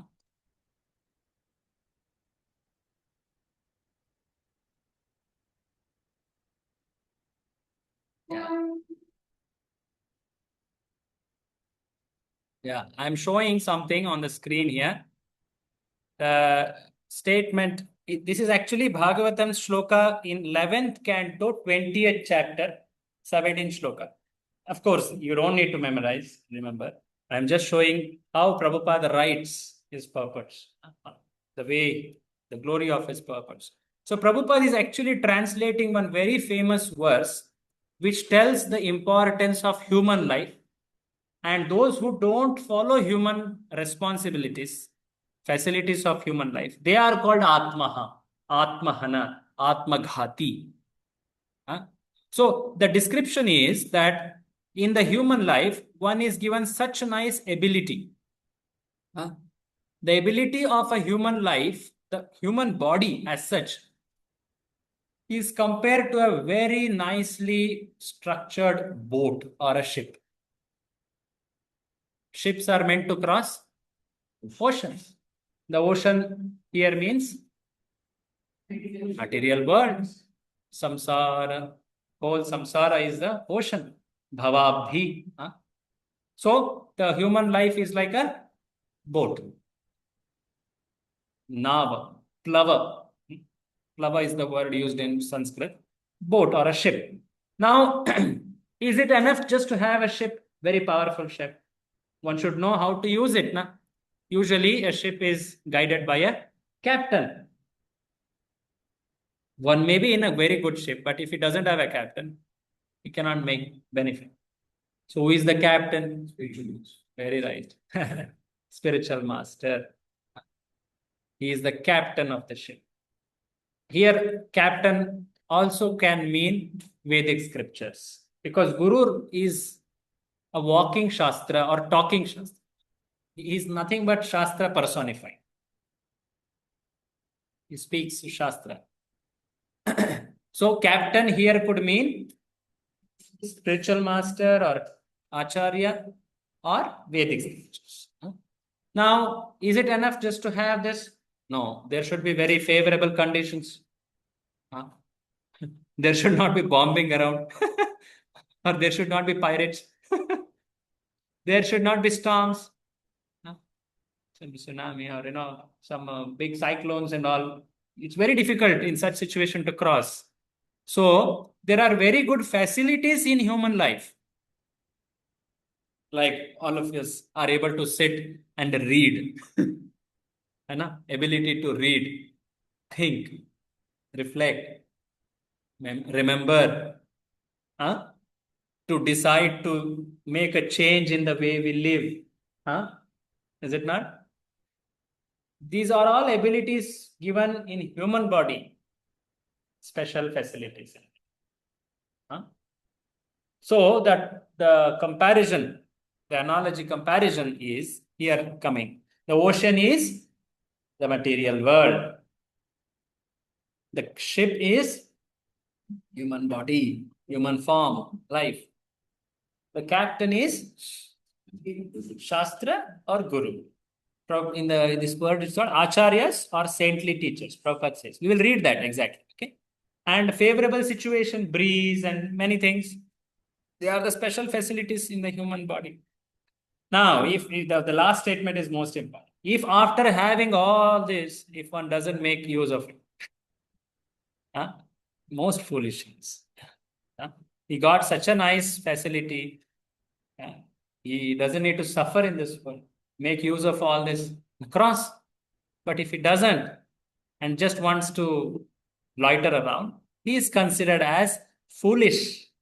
He is told as killer of the soul. I will show the shloka now. You will exactly see the words coming there. Huh? So the shloka says, Nrudeha madhyam sulabham sudurlabham. Nrudeha, the Nara Sharira, is sulabham. Arey, we got it. It's not that I wanted it, I got it. Because the nature gave it. Sudurlabham, it's not always given. One has to go so much to just get it. And it is plavam sukalpam. It's well built plava. Plava means a boat. Guru Karnadharam. Guru is the Karnadhara. Karnadhara means one who leads, captain. He leads us by ears. Basically, he speaks the teachings and the Shishya should hear. And that's the prime way he guides by his instructions. Shravana is the way to interact with him. Guru Karnadharam. Then Mayanukulena Nabhasvateritam. There is Anukula Nabha, Anukula breeze. Nabhasvateritam, by which one can cross. Teritam, can cross. But this person who having all this, it doesn't make use of it. Puman bhavabdim na taret. Uttarnahira. He is not crossing both. Sa atmaha. Who is a atmaha? Atmaghati. Atmahana. Killer of the soul. It's defined here. Online devotees, can you read? One who was reading, can you continue? I think one Mataji was reading. Krishna said in Srimad Bhagavatam. Yeah. Continue. Hare Krishna. Yes, continue, Mataji, yes. Hare Krishna, Prabhuji. Yes, please read. Lord Krishna said in the Srimad Bhagavatam, the human body which can award all benefit in life is automatically obtained by the laws of nature. Although it is a very rare achievement, this human body can be compared to a perfectly constructed boat, having the spiritual master as the captain and the instruction of the Supreme Personality of Godhead as favorable winds, impelling it on its course. Considering all these advantages, a human being who does not utilize his life to cross the ocean of material existence must be considered the killer of his own soul. So the term was in the Ishopanishad verse, but Prabhupada took it to Bhagavatam to give a definition. That's the benefit of learning from an acharya. So Prabhupada in that, I am coming to Ishopanishad's purport. You see here, he says, this material world is sometimes compared to an ocean. And human body is a solid boat designed to cross this ocean. The same words, is it not?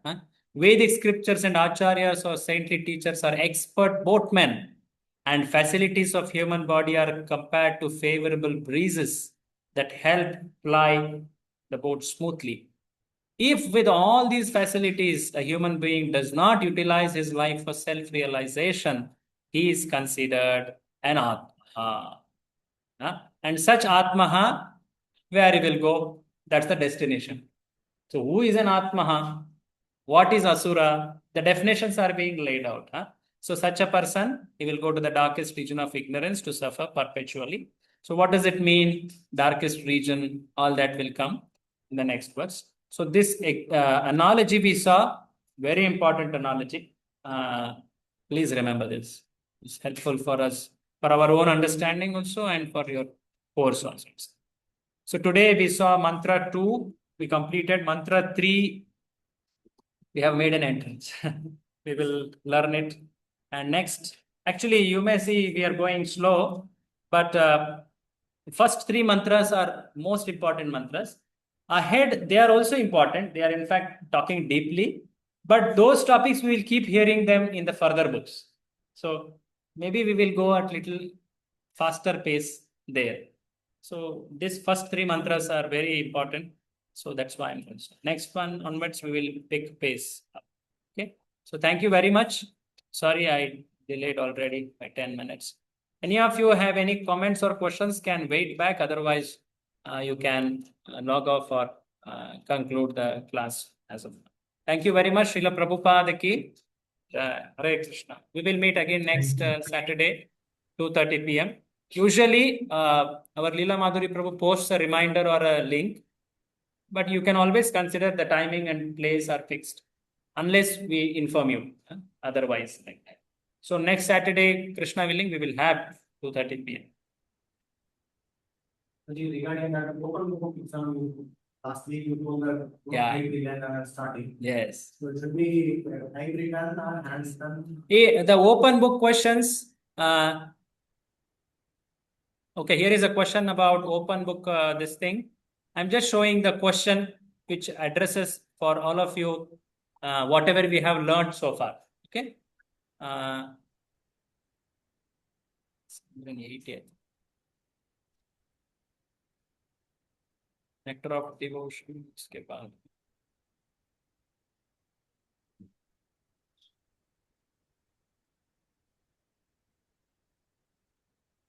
what's the page number? 92. I think here this is different. Sorry. Here it's number.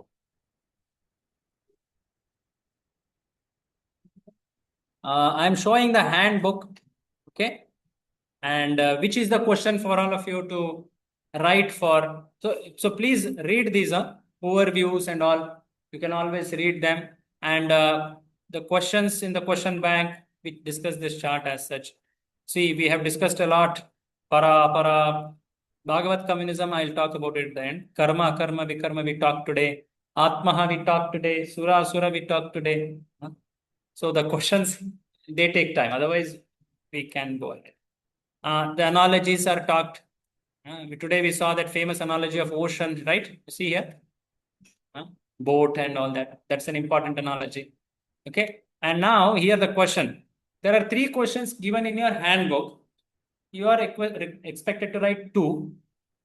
You cannot choose. We will only tell which are the 2 so that there is uniformity. The first and the third. The first and the third. You can tick mark it. The first question is actually about the first 3 mantras. If I am able to complete mantra 3 next week, I will also discuss some pointers on this question, which you can elaborate and start writing after that. You need not wait till the end of the whole book. Okay. And the question number 3, I will talk about it in next session because it will be too early to tell about it. So these are the 2 questions, Prabhu. First question, you can already start thinking about it. Next one, next class, I'll discuss about it. Okay, how to write, how to quote, what should be there as an essential aspect, how long it should be, all that will come. Okay. Is it okay? You can type, you can write, but if you write also, you have to scan and send us. It's easier to present.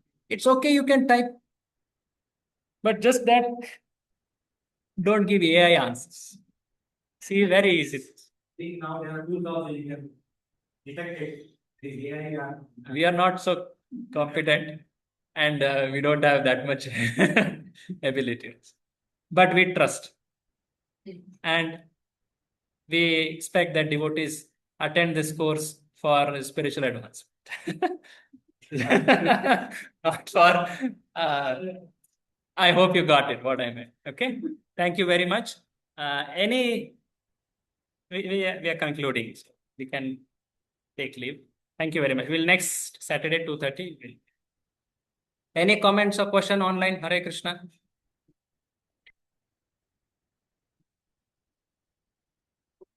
I hope all of you got handbooks. Whoever could come near to temple and collect. I hope all of you got. Okay. Thank you very much. We will meet next Saturday, 2:30 p.m. Srila Prabhupada ki. Jai. Krishna.